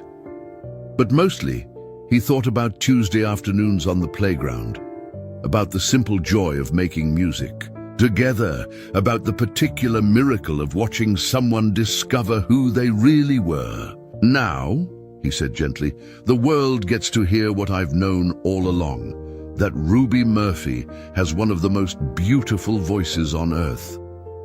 Ruby grinned, the first completely unguarded, joyful expression Arthur had ever seen from her. "And now, you get to remember that you're not just Emma's dad or a guy who works at a warehouse. You're Arthur Stewart, and you're a musician, and you just helped change someone's life." As they stood there in the chaos of backstage celebration, both of them understood that this was just the beginning. The real performance, the one that would last for years to come, was just getting started. 6 months later, the small rehearsal room at the Westmont Community Center buzzed with the kind of controlled chaos that only came from a dozen young voices learning to harmonize together. Ruby Murphy stood at the front of the room, no longer the invisible girl in worn dresses, but still recognizably herself, thoughtful, gentle, but now radiating a quiet confidence that drew people to her rather than encouraging them to look away. "Remember," she said to the group of 8 to 12-year-olds gathered in a semicircle around her, Singing isn't about being perfect. It's about being honest. It's about letting people hear who you really are. Arthur Stewart watched from the back of the room, his guitar propped against the wall, marveling at how naturally Ruby had stepped into the role of mentor. The Second Chances music program, as they decided to call it, had started as an informal idea. What if they could create a safe space for kids who felt overlooked or undervalued to discover their own musical voices? What had begun as Tuesday afternoon sessions with just Ruby and Arthur had grown into something neither of them had imagined possible. The program was free, funded by donations that had poured in after a local news station picked up the story of Ruby's impromptu talent show performance. The video had gone viral in the way that only genuinely moving content could, shared not for shock value or entertainment, but because people recognized something authentic and hopeful in the sight of a 9-year-old girl finding her courage in front of an entire community. But more than the viral video, more than the donations, more than the recognition, what mattered most to Arthur was watching Ruby discover that her gift wasn't just her voice. It was her ability to help others find theirs. Okay, everyone, Ruby said, clapping her hands together. Let's try Amazing Grace one more time. And remember what Mr. Stewart taught us about breathing from your diaphragm. Arthur smiled at the easy way Ruby referenced their shared knowledge. The partnership that had evolved from mentorship into something more like collaboration. He'd been amazed to discover that teaching music to kids who needed it wasn't just rewarding, it was healing. Every Tuesday and Thursday, he remembered a little more of who he'd been before fear and grief had convinced him he had nothing valuable to offer the world. In the front row of young singers, 10-year-old Marcus Williams, a boy who'd been bounced between foster homes almost as often as Ruby had been, raised his hand tentatively. Ruby, what if I mess up the words again? Ruby's smile was warm and understanding. Then you'll mess up the words and we'll keep singing anyway. That's what friends do. They don't stop the music just because someone makes a mistake. Arthur felt his chest tighten with pride. Ruby had learned that lesson the hard way through Madison Taylor's cruelty and her own moments of self-doubt, but she'd transformed that painful knowledge into wisdom she could share with others who needed to hear it. To hear it. The door to the rehearsal room opened quietly, and Emma Stewart slipped inside, her arms full of art supplies and her face bright with the enthusiasm that had only grown stronger since her father had rediscovered his musical identity. At 9 years old, she'd become the unofficial visual artist for the music program, creating flyers and programs and stage decorations with the same intuitive talent that Ruby brought to singing. "Dad," Emma whispered, settling beside Arthur in the back of the room, "Mrs. Patterson wants to know if Ruby would be interested in doing another community performance next month. The Arts Council is planning a fundraiser for the Children's Hospital." Arthur nodded, though he'd learned to let Ruby make her own decisions about performances. The talent show had opened doors to opportunities they'd never imagined. Invitations to sing at community events, offers to audition for regional youth choirs, even a scholarship opportunity at a prestigious music camp. But Ruby approached each possibility with the same careful wisdom that had saved her from Madison's cruel joke. She performed when it felt right, when it served a purpose beyond just showcasing her talent. The music program had become that purpose. Every performance Ruby gave now was in service of raising awareness and funds for the Second Chances program, ensuring that other kids who felt invisible would have a place to discover their own voices. "Tell Mrs. Patterson we'll discuss it," Arthur said quietly. "But I think Ruby will want to know if some of the other kids can perform too." Emma grinned. "That's exactly what she said you'd say." As the session wound down and parents began arriving to pick up their young singers, Arthur noticed a familiar figure hovering near the doorway. Jessica Palmer, formerly part of Madison Taylor's inner circle, had been showing up to watch the music sessions for the past month, always staying in the background, never quite working up the courage to join in. Ruby noticed her too. After saying goodbye to the other kids, she walked over to where Jessica stood, her expression kind but cautious. "Hi, Jessica," Ruby said simply. "Hi." Jessica's voice was barely above a whisper. "That sounded really good. The singing, I mean."